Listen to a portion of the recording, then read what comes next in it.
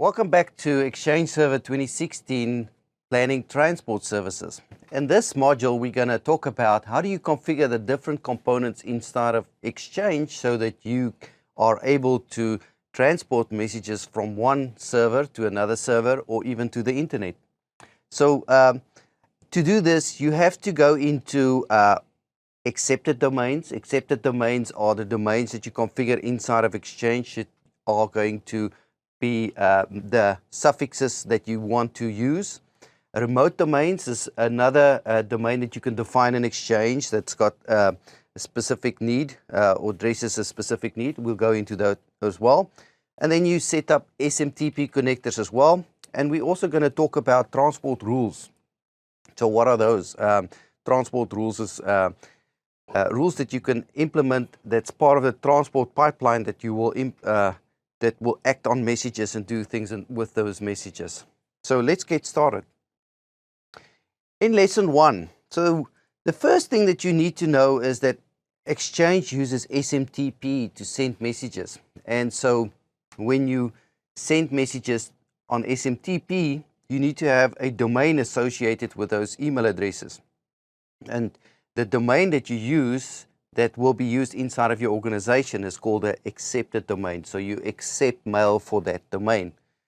You can have multiple accepted domains in your organization, and you would set up an email address policy to stamp those multiple domains. Maybe some of your users will have one domain, another users will have another domain, or your users might have both email addresses as part of their configuration. Right. You don't need to have it just because you have multiple domains. It's when you, for whatever reason, you're using multiple domains in the same Exchange forest to send and receive mail.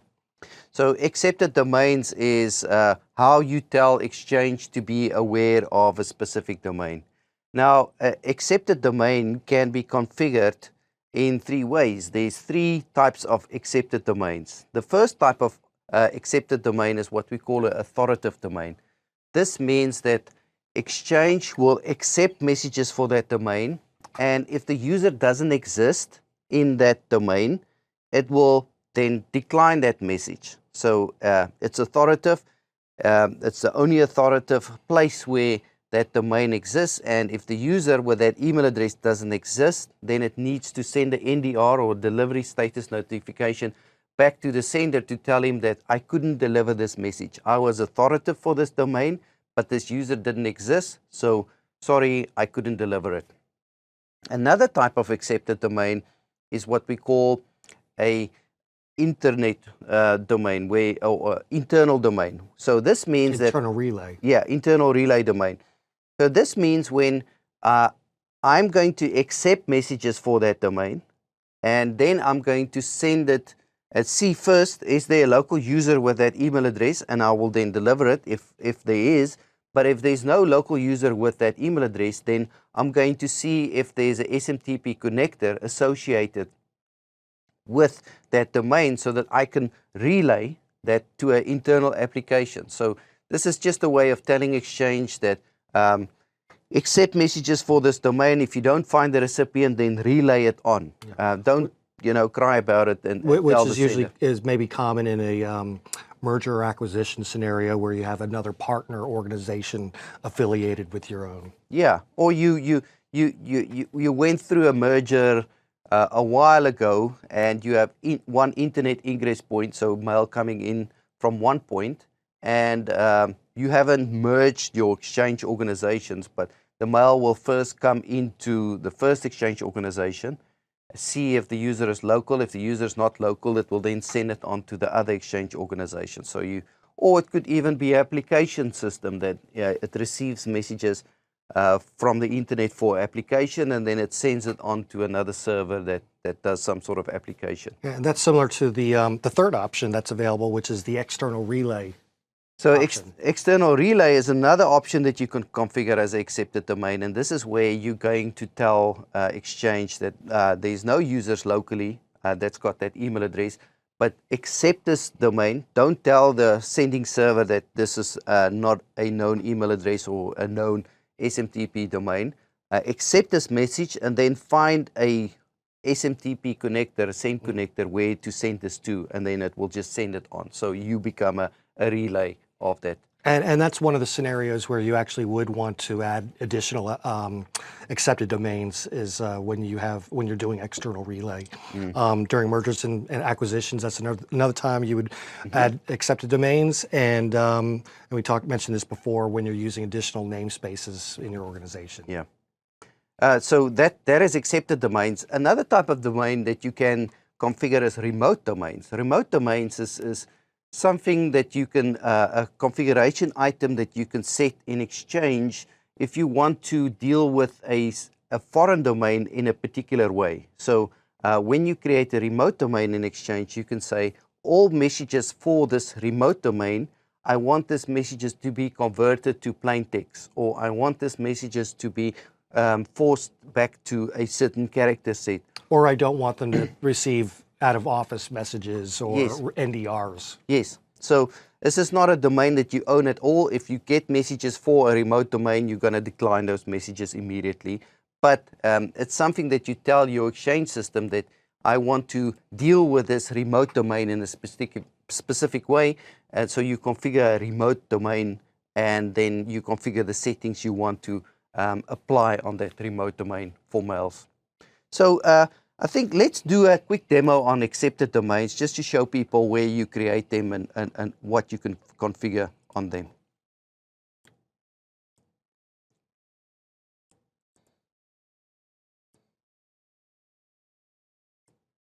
So in the Exchange Admin Center under Mailflow, this is something that goes in Mailflow, you have accepted domains. And so this is where you define any other domain that you may want to use. And right now I have two domains. I have the adatum, which is my default domain, and I have a fabricam.com accepted domain, and both are set to authoritative. If I click on the plus sign here, I can add another accepted domain. So if I want to say my organization is also responsible for Contorso, I can say this domain is contorso.com, and then I just specify those three types of domains. So we have authoritative for all mail that I have, and there's a good description. If it's not, the recipient is not known, then the message will be rejected. Internal relay, it will deliver to the recipient if it's in my organization. Otherwise, it will send it to the next hop. And then external relay, it will just receive that mail and send it to the next hop. So very simple configuration for accepted domains. Once I've configured an accepted domain in here, it will be available for other configuration items, like, for example, the Exchange email address policies, where I want to assign these email addresses to users. I need to create them first in here, and they will become part of the configuration that I can select as an email address policy. So, moving on, you also can set up connectors in Exchange. So there's various types of connectors that you can set up in Exchange. And so on the one hand, you have receive connectors, and this is basically services, part of the transport service that is running on a server that will receive connections for Exchange servers.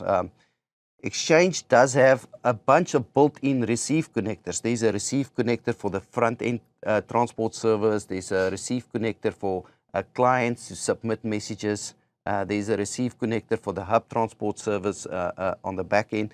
And all of those receive connectors have different settings, like you can set up what's the message size limit that it needs to accept on that receive connector, authentication options, and so on. Normally, customers don't really set these up specifically, but in some cases, you may want to create a receive connector because of an application. So maybe the application cannot authenticate. So you're going to add an IP address to your server, create a binding on that receive connector to say if somebody is sending email on that specific IP address, then I will accept mail without authenticating first, because I want to become sort of an internal anonymous relay server. And you can set up other rules around those receive connectors as well. But in most cases, customers would just use the built-in receive connectors, and they wouldn't fiddle with the receive connectors on the servers themselves. You also have send connectors, and so by default, Exchange doesn't have send connector setup. There's no send connectors in Exchange, and you have to configure the send connector. So you have to tell Exchange that I want to send mail out to the internet, so I'm going to create a send connector and then tell Exchange how to set up the send connector. For example, all mail going out to the internet, it needs to go to a SmartOS. I want to send this first to a server that's located with my ISP, and they will send it out to the internet, or my server will be responsible to send out mail directly. So it's going to use DNS and MX lookups to find the next destination. And so the send connector for the internet mail would be configured to use DNS. So out of the box, Exchange can receive mail, but can't, because there's default receive connectors that are created by default, but Exchange cannot send mail until you manually create these send connectors? So you need to create those send connectors for those things to find the next hop where to send those mail to. And there's several different types, right? There's the custom, the internet, the internal, and partner. Yep. What are the differences between those four? I think let's go to an example, and then we can show people in the demo how we create those send connectors. So again, in Exchange, we have the ability to create send connectors in our Exchange Admin Center. And this is a send connector that I created already for internet mail. And so to send, this wasn't there, I needed to create this. So if I can create a send connector, for example, for a specific domain. So maybe I have an internal system, so all mail for app .adatum, and this is just a name, but it's nice to have that name in the description so that you know what it's for. You set the send connectors to custom, which means that you're going to send mail to non-Exchange servers. So it's just the next hop, basically, and it's not going to try and implement the Exchange protocols and so on when it tries to connect to that server. Or this is an internal connection, internal send connector, so it's going to try and authenticate and also validate the next hop and try and do some sort of encryption internal to an internet mail system. Is that within this Exchange organization? No, so that's within your network, internal within your network. So it's not just an internal server in the Exchange organization. Okay. Then you have internet, which is a send connector that sends anonymous mail to the internet. So it's just going to find the next hop, and we can go into more details around this, how you configure this. And then partner connections is when you want to set up authentication and certificate exchange to encrypt the connection to a partner organization, and then you have to set up more TLS settings and so on to allow that. So in my example, I'm going to choose internet because that is the connector that most people want to send. And then you have two choices here. So the first choice is to say use MX records to determine what is the next hop. So it's a DNS query, and it queries what is the next hop of the server. So it needs to find that information in DNS through a MX lookup. Or you can say, no, I don't care what the DNS configuration is. I want to send it to a specific destination, and that is called a SmartOS. So in that case, you add a host name or IP address of the SmartOS. So you say, I want to send this to a specific server. So I'll just say use the MX record, and then you can use specify other DNS servers if you want to. And then the next thing that you have to specify is the domain that you want to send this to. So you will be able to specify. So in my case, I already have an internet domain, so I'm going to say this is for another domain called app.adatum.com. So any email address that is something at app.adatum.com will then use this connector, the send connector, to send out mail to that mail message system. And you can specify other domains here as well. And then you can then specify source server, so which server will be designated to do this work. You can specify a specific server.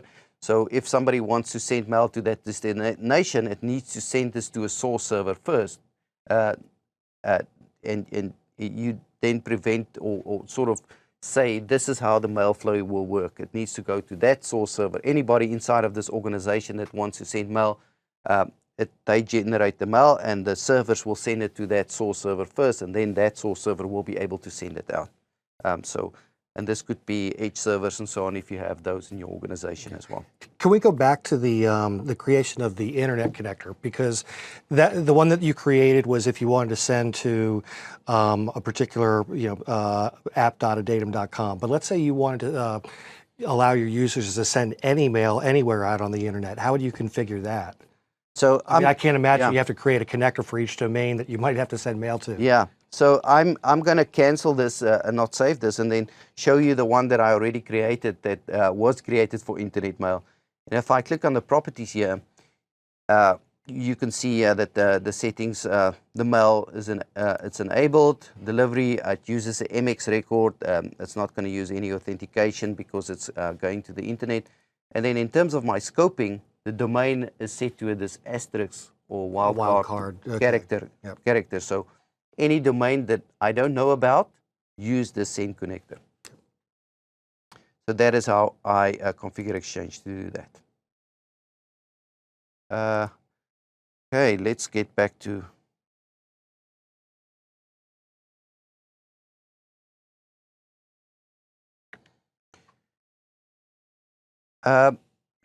then we also have transport rules.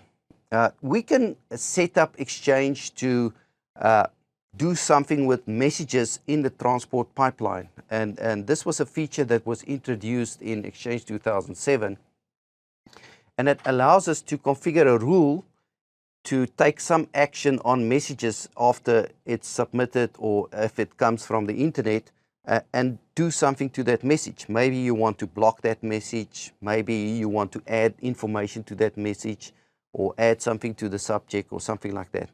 So transport rules is a really powerful way to achieve compliance. Some organizations needs to block certain groups to email other groups. There's legal requirements why in a finance organization that stockbrokers and analysts are not allowed to communicate to each other, because the analyst might write a good report on some stock and tell his buddy, the stockbroker, to buy the stock. So that's considered inside trading. And so you want to prevent that. And to do that, you implement transport rules to block message flow between departments like that. Right. Yeah. And then transport rules evolved into what we now have available since 2013, which is data loss prevention policies, which is another type of transport rule. The main difference being that DLP policies perform a deep content analysis, looking for patterns like credit card numbers, social security numbers.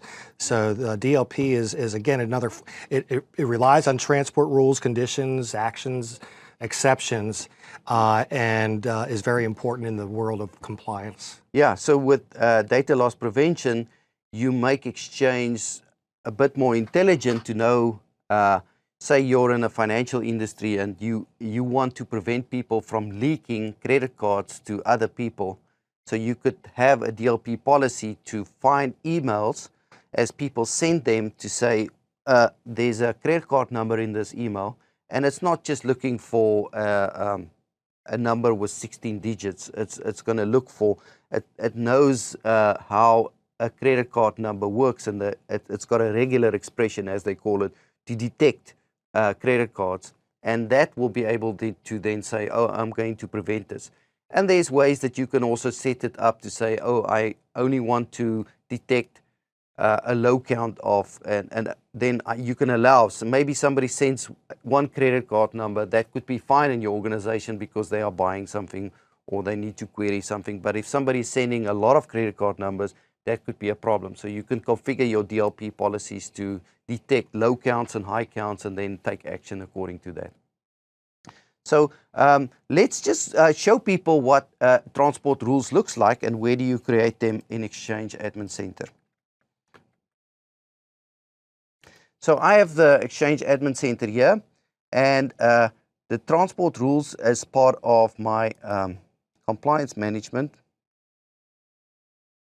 Part of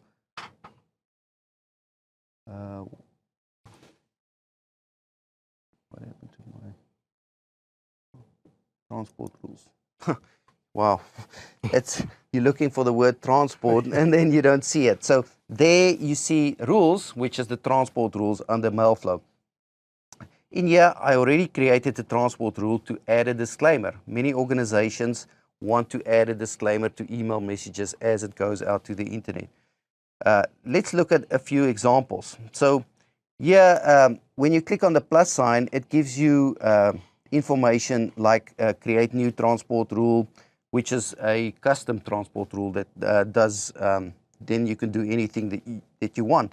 But there's some templates here like apply a rights manage policy, so rights management to an email message. So maybe it detects that there's a credit card number in that message, so it's going to protect that message so that people cannot copy and paste information or forward that email.